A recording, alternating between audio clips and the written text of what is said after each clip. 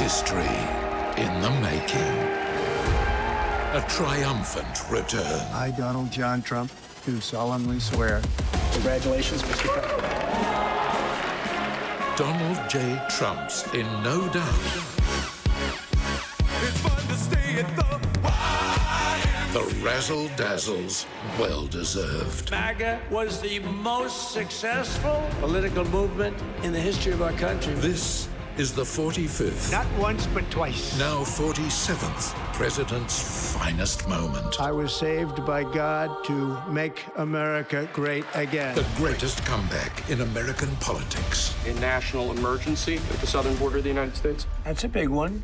A lot of big ones, huh? And a promise of better times ahead. The golden age of America begins right now.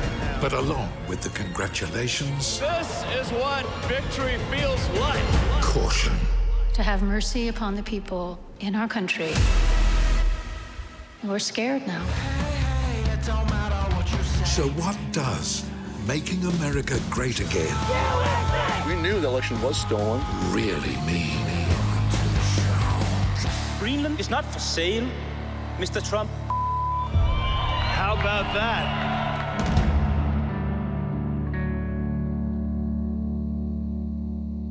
Good evening, I'm Amelia Adams.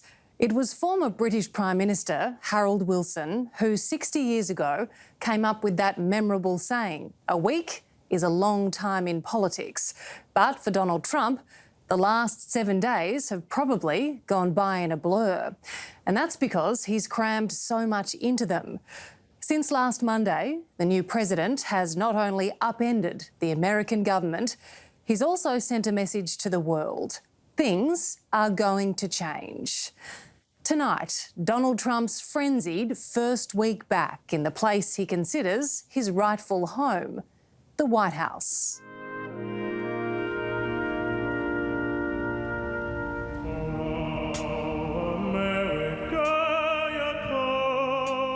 When it comes to putting on a show,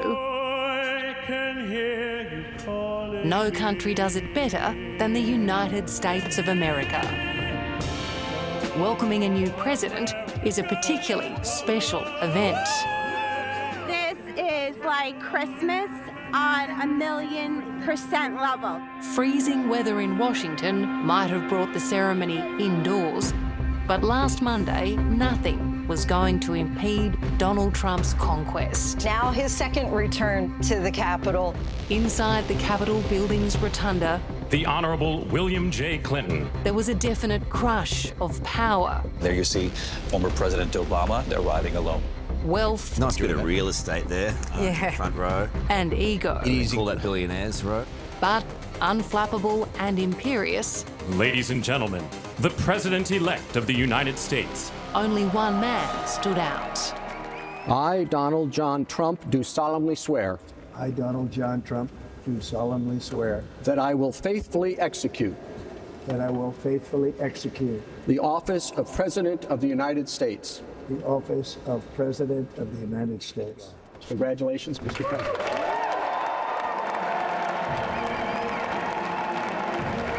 With the formalities out of the way,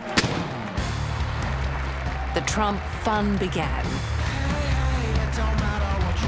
The new president tried to kiss his wife, Trying to get in underneath that hat. while a famous billionaire embarrassed himself with a sneaky sideways glance. Welcome to the show. At the lectern, Donald Trump's official inaugural address was an adjective-heavy, rallying call to the nation. America will reclaim its rightful place as the greatest, most powerful, most respected nation on earth, inspiring the awe and admiration of the entire world. But along with the big talk, Our sovereignty will be reclaimed. Our safety will be restored. promises of serious social upheaval, There are only two genders, male and female. warnings to the unwanted, I will send troops to the southern border to repel the disastrous invasion of our country. and threats to countries that don't toe the Trump line. China is operating the Panama Canal, and we didn't give it to China. We gave it to Panama, and we're taking it back. The president himself later proclaimed his speech one of the greatest ever. Did everybody hear my speech? Did you like my speech? But others were unsure. He will say things and people will begin to assume, because he has Elon Musk and Mark Zuckerberg holding court with him, that everything that comes out of his mouth is accurate or true, and it's not. On this day of days, though, surprisingly, there were also slip-ups. Please welcome the Armed Forces Chorus and Carrie Underwood. Carrie Underwood was supposed to sing the patriotic America the Beautiful. But her performance began more like the sounds of silence.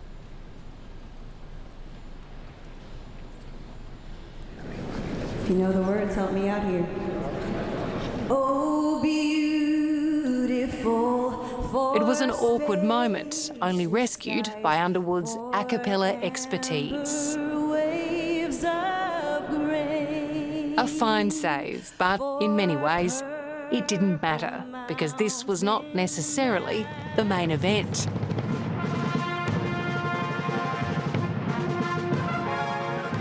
Hours after the official ceremony, a chance for President Trump's most loyal fans to meet their hero. That is, after they'd been revved up by the world's wealthiest warm-up act.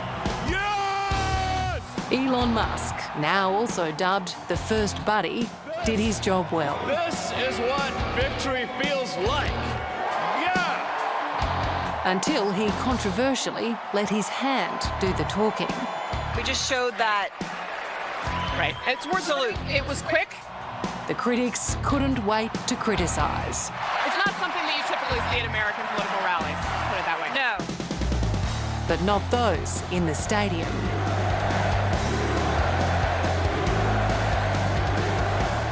They saw exuberance rather than something sinister.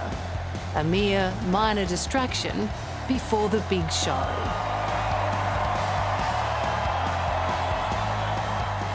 Alongside former hostages who'd been captive in Gaza, Donald Trump held court like only Donald Trump can. We won, but now the work begins. Clearly off the cuff, and at times bordering on waffle. Can't buy bacon. No one cared. Apples have doubled in price. You want an apple, anybody? This was Trump savouring the moment of his victory. And to be fair, who could deny him that pleasure? I'm signing other things that you're going to love. Oh, you're going to be happy reading newspapers tomorrow and the next day and the next day. Like earlier in the day, this was a speech full of promises and threats, and the crowd loved it. So too did the comedians. After this, we're going to play Who Wore It Better, me, Melania, or the Hamburglar. If you don't control your borders, you don't have a head. Monday, the 20th of January, 2025, was a day like no other in America. For the president, though, day one wasn't all partying. There was work to do, and he couldn't wait to get started. We're not finished yet. We're not finished yet. We got a long way to go. Coming up, how Donald Trump's big black pen is proving mightier than the sword. Could you imagine Biden doing this? I don't think so.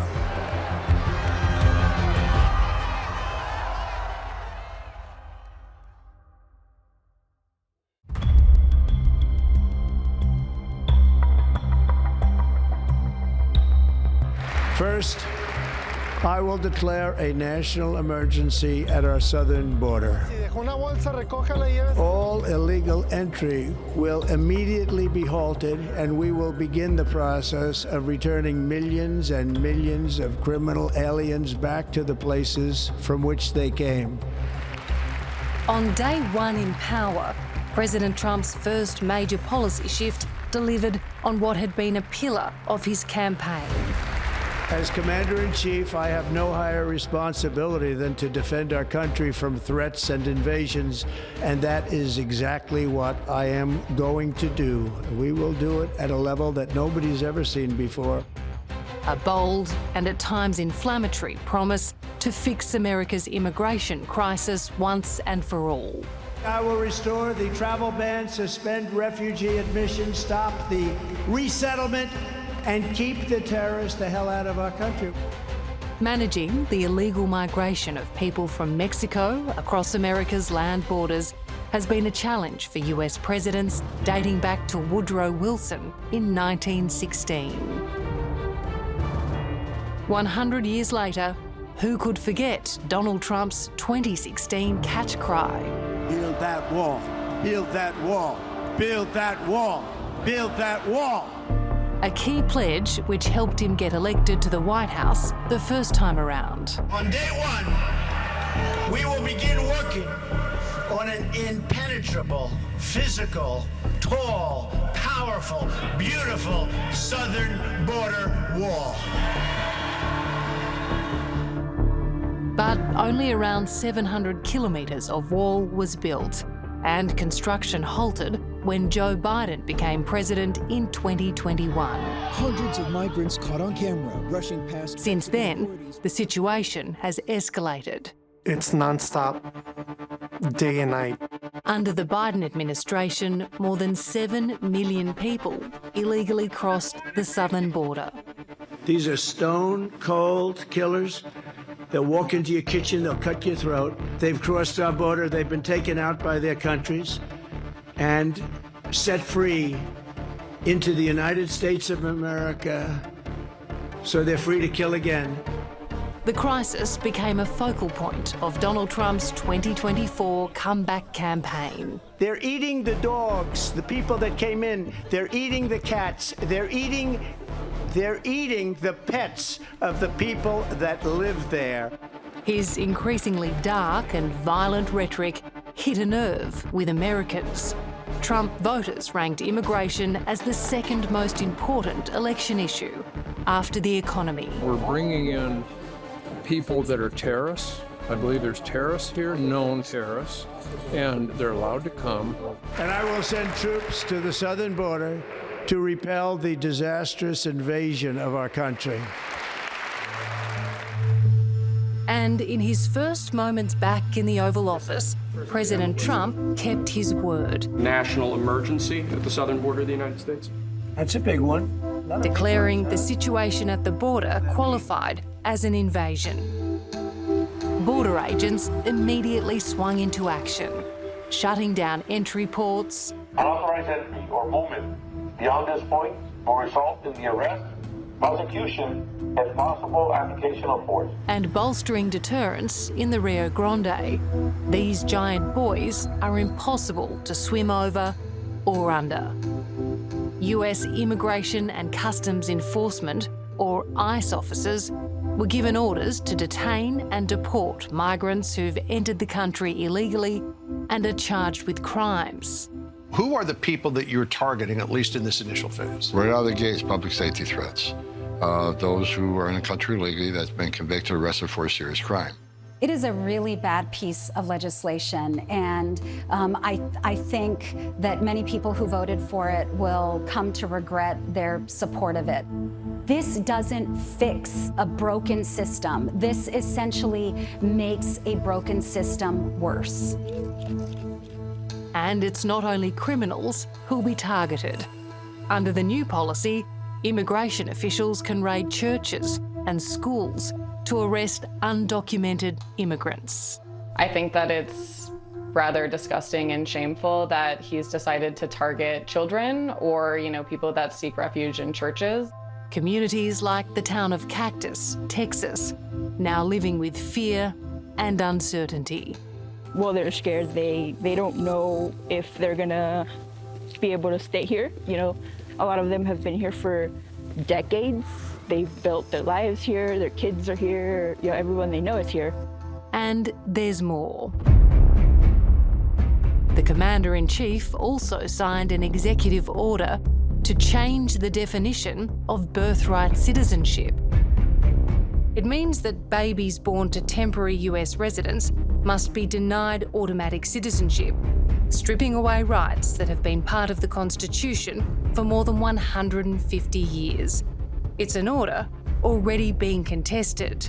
It's unfortunate, but not surprising, that on day one, the president decided to trample over the Constitution, attack American citizens, attack children, attack a bedrock principle of our country. So it's a blatant violation of the Constitution. He doesn't have the unilateral power to do it. More than 20 Democratic-led states and civil rights groups have already filed a bunch of lawsuits to block the president's agenda. But this is a man who thrives on court challenges, looking and sounding more determined than ever. We're getting rid of all of the cancer. I call it cancer, the cancer caused by the Biden administration. From hunting criminals to releasing them. The scales of justice will be rebalanced. Coming up, the presidential pardons dividing America.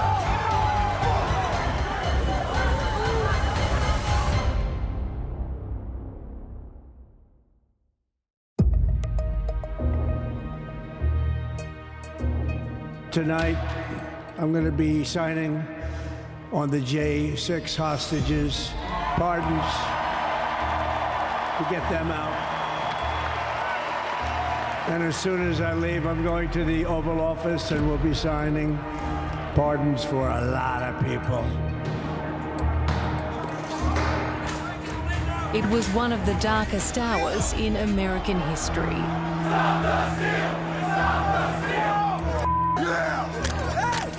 The day democracy came under attack. USA! USA! Fueled by Trump's fury and whipped into a frenzy. Let's have trial by combat! The hordes descended on the US Capitol building in Washington, D.C. on January the 6th, 2021. These supporters insist that this is the people's house and they are here to reclaim it. They've just smashed open the door. On the other side, guards are desperately trying to hold them off. Determined to overturn the 2020 election result, no matter the cost, they smashed their way into the seat of power. A revolt as dramatic as it was unthinkable. Why did you want to go in? We're storming the Capitol. It's a revolution. The repercussions would be as significant as the day itself. More than 1,500 were charged or convicted. Regardless of whether they'd been found to have orchestrated the riot or attacked police, President Trump's campaign pledge was to exonerate them on day one. Among them, the leaders and foot soldiers of the far-right Proud Boys and Oath Keepers. We're coming for you! It's a promise he kept. Today I will sign a series of historic executive orders. With these actions, we will begin the complete restoration of America and the revolution of common sense. It's all about common sense. The scales of justice will be rebalanced. The vicious, violent, and unfair weaponization of the Justice Department and our government will end. As the president was being feted at his inauguration, on the streets of Washington, D.C., a sight not seen since the attack on the Capitol building. Members of the Proud Boys once again on the march.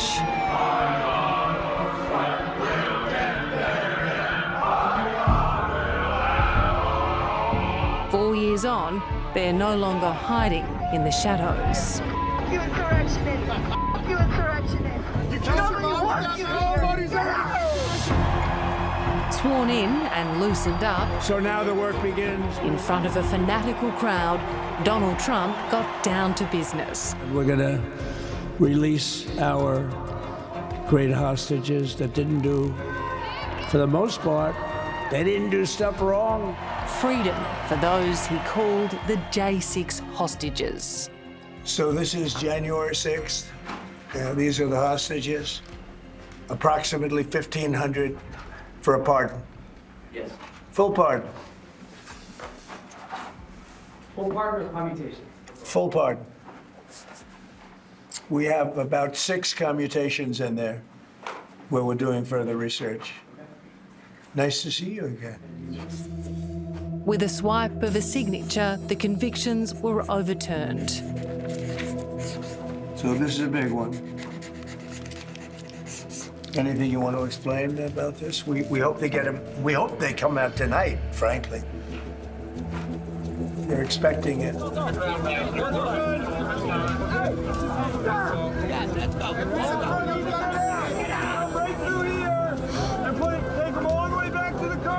Let's go.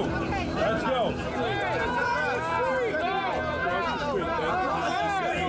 So right now we're moving back across the street, as you can see, waiting for the January 6th rioters who were pardoned by President Trump to be released from the D.C. jail right over there. You can see that police have moved us back right now. How are you feeling about this? I'm feeling great. This is a great day for America. This is what freedom is all about. We're so excited. They need to release them now. And soon, the Great Escape was underway. No backing down, no sleep. I don't play except focus. There were extraordinary scenes across the country. The highest profile pardons, the founder of the Oath Keepers, Stuart Rhodes. So what do you want to say to Trump right now? Just thank you. Yeah, thanks. Absolutely. And former Proud Boys leader, Enrique Tarrio, who'd been sentenced to 22 years. What's your message to the president? My message to the president is thank you. Thank you. Promises made, promises kept, and justice was served on January 21st, 2025. Thank you. But as ever in this fractured nation, jubilation at Donald Trump's actions was matched by horror and revulsion. No more so than from the police who found themselves in the firing line on January 6, 2021. Many of the officers that were brutally assaulted that day are the same officers who protected Donald Trump on Monday. Think about that for a minute. Just sit with that for a minute. The same people that Donald Trump sent to a mob to attack are the same people that made sure he was safe on Monday. People who attacked us on January 6th are free now. They can try it again. And they'll know if they try it again in the next 4 years, they know they'll get pardoned again. These people have served years of jail, and their lives have been ruined. And in many cases, listen to me for a second. Stop interrupting. They've served years in jail, and if you look at the American public is tired of it. No backing down, no backing down. Oh. Back to the future, President Trump is energised, emboldened and unafraid of making waves. His far-reaching presidential pardons are a powerful symbol of just how significantly times have changed. Does Biden ever do news conferences like this? How many news conferences, Peter, has he done like this? Like this? None. 0. And it would be 0 for the next infinity. For infinity, it would be 0. Coming up. From this day forward, our country will flourish and be respected again all over the world. A new world order as the 47th president puts America first. We will not allow ourselves to be taken advantage of.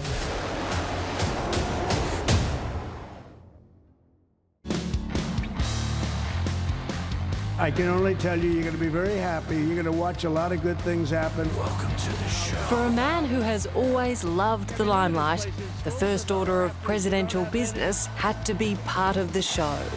So I'm revoking nearly 80 destructive, radical executive actions of the previous administration. They'll all be null and void. Among the most contentious of his decrees, gender identity. As of today, it will henceforth be the official policy of the United States government that there are only 2 genders, male and female. Immediately halting federal programs related to diversity, equality and inclusion. Rolling back protections for transgender Americans. There are gay, lesbian and transgender children in Democratic, Republican, and independent families, some who fear for their lives. Centre stage, with every stroke of the pen cheered and applauded, Donald Trump began executing his vision for America's place in the world. Pulling out of the Paris Climate Change Agreement to limit global warming brought him as much joy. We're going to save over $1 trillion by withdrawing from that treaty. As farewelling the World Health Organization. And what happens when the United States withdraws from these agencies is it actually hands a gift to China. It just makes it much easier for China to assert itself and become an influential player in these organizations.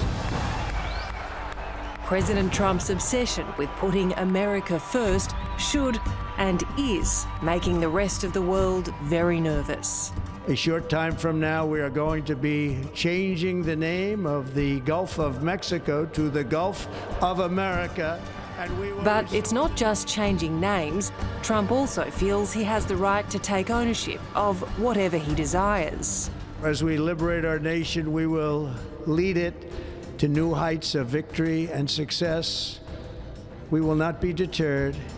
Doubling down on his plan to buy Greenland from Denmark. The people of Greenland are not happy with Denmark, you know. I think they're happy with us. But Greenland is necessary, not for us, it's necessary for international security. Members of the European Parliament feel differently. Dear President Trump, listen very carefully. Greenland has been part of the Danish kingdom for 800 years. It's an integrated part of our country. It is not for sale. Let me put it in words you might understand. Mr. Trump. With language like this, it's no surprise many European leaders didn't get an invite to the biggest event on the political calendar. But then again, in this new world order, to be seen at the presidential inauguration could be as much a curse as a blessing. For me, I was very privileged to be there for the speech. I was very privileged to be the present for the inauguration. For Penny Wong, Australia's foreign minister and top diplomat, it was a golden ticket. President Trump has made clear his agenda throughout his campaign, his agenda of America first, his agenda on a number of the issues he went through in his speech. He's made it clear he's going to do things differently. My message to every business in the world is very simple. A message that became clearer on day 3, when the Commander-in-Chief issued a hefty warning to world leaders about manufacturing and trade. Come make your product in America and we will give you among the lowest taxes of any nation on earth. We're bringing them down very substantially, even from the original Trump tax cuts. But if you don't make your product in America, which is your prerogative, then very simply you will have to pay a tariff, differing amounts, but a tariff which will direct hundreds of billions of dollars and even trillions of dollars into our treasury to strengthen our economy and pay down debt. For all Trump's rhetoric, US political commentator Frank Luntz is hoping the president's second term will actually be less combative. The world's a very different place to the last time Donald Trump was president. I mean, it's a much more challenging landscape for him to navigate and negotiate diplomatically. Well, Donald Trump has never been a diplomat. And the challenge for him is that he thinks that all of his interactions are a success. He thinks that everyone he sits down with, he gets the upper hand. If I'm president, I will have that war settled in one day, 24 hours. But there's one campaign promise that's proving tough to deliver: ending Russia's war on Ukraine. As the bombing continues, President Trump seems to think his favourite weapon, social media, will be enough to force Vladimir Putin to negotiate a peace deal. Stop this ridiculous war. On another front, the president is claiming victory, taking credit for the Israel-Gaza ceasefire, which took place days before he was sworn in. This epic ceasefire agreement could have only happened as a result of our historic victory in November. We will measure our success not only by the battles we win, but also by the wars we end, and perhaps most importantly, the wars we never get into. It's called peace through strength. We won't have to fight the war. Coming up, why is the world's richest man so keen to help Donald Trump run America? Let me tell you, I'm gonna work my ass off for you guys.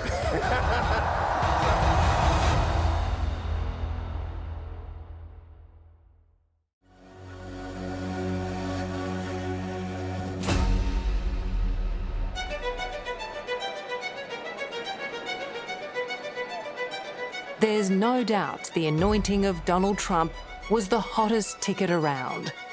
A gathering of the powerful and the great, the uber-rich and the even richer. There's Mark Zuckerberg right at the left of your screen as the camera pans. Jeff Bezos, Elon Musk, of course. Alongside them, the heads of Google, TikTok, Apple and OpenAI. Never before had so many titans rubbed shoulders in public. Yeah, those tech billionaires have managed to buy themselves a better seat in the House than the cabinet members. Their endorsement shows how the powerful players of Silicon Valley are scrambling to curry favour with the new administration. It's something outgoing President Joe Biden sounded an ominous warning about in his farewell speech. Today, an oligarchy is taking shape in America of extreme wealth, power, and influence that literally threatens our entire democracy. Roll the dice and take the cash. The former president might be concerned, but the new one sees endless possibilities. We will pursue our manifest destiny into the stars, launching American astronauts to plant the stars and stripes on the planet Mars. Disruptor-in-chief Elon Musk, the world's richest man, has Donald Trump's ear and a starring role. Helped by $250 million of campaign funding, Musk is now part of Trump's inner circle, with the task of cutting at least $1 trillion of government spending. And let me tell you, I'm gonna work my ass off for you guys. Many question how long the bromance might last, because already some significant cracks are showing. As you know, there's great competition for AI and other things, and Flanked by tech elites, including Sam Altman of OpenAI, on Wednesday, Donald Trump announced a bold venture that will see hundreds of billions of dollars invested in artificial intelligence infrastructure. Together, these world-leading technology giants are announcing the formation of Stargate. So put that name down in your books, because I think you're going to hear a lot about it in the future. A new American company that will invest $500 billion at least in AI infrastructure in the United States. But on his platform X, Elon Musk immediately threw a hand grenade, claiming there's no money to pay for it. His undermining of the president's announcement infuriated the MAGA faithful. Steve, you made peace with Elon yet? Sir. You made peace with Elon? Elon's got to make peace with the president. What's he dumping on the joint venture for? He's criticizing the president, criticizing the deal yesterday. He says the guy's only got $10 billion. President says he has $500 billion. Can't have that in the White House. Mr. President, does it bother you that Elon Musk criticized a deal that you made publicly, that he said that he tweeted that? No, it doesn't. He hates one of the people in the deals. Have you spoken to him since then? No, I've spoken to Elon, but I've spoken to all of them, actually. No, the people in the deal are very, very smart people. But Elon, one of the people he happens to hate, but I have certain hatreds of people, too. For commentator Frank Luntz, the success or failure of Trump's second term will be dictated by those who are allowed into his orbit. And dissent isn't necessarily a bad thing. I just hope that he pursues the most talented people that don't necessarily agree with him. The issue is not diversity in terms of how you look, but diversity in terms of how you think.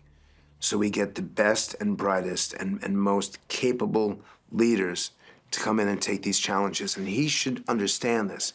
He was the vote of the people who had enough. He won because the American people said, I don't want this anymore. The question now is, will he change with it? Will he bring people who support his agenda, but willing to listen to other points of view? By any measure, it's been one hell of a week in the United States, full of delivered promises and more than a few surprises. It's gonna be wild, get a little crazy. Every step of the way, Donald Trump has made sure he put on a show. Sir, the next item, as you announced in your speech, is a requirement that federal workers return to full-time in-person work immediately.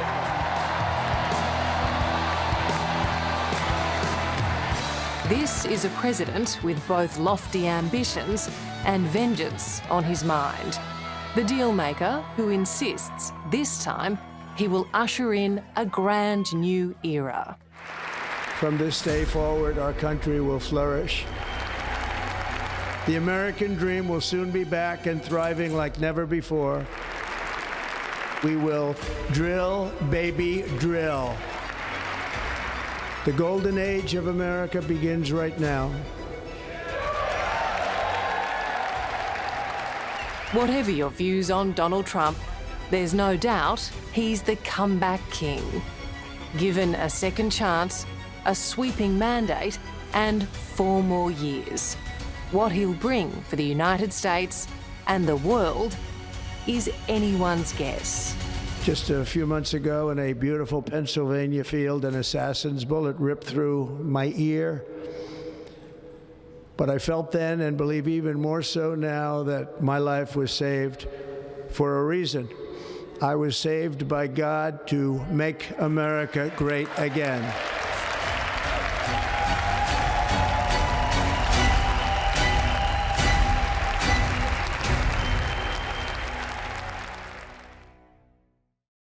Hello, I'm Amelia Adams. Thanks for watching 60 Minutes Australia. Subscribe to our channel now for brand new stories and exclusive clips every week. And don't miss out on our extra minute segments and full episodes of 60 Minutes on 9now.com.au and the 9Now app.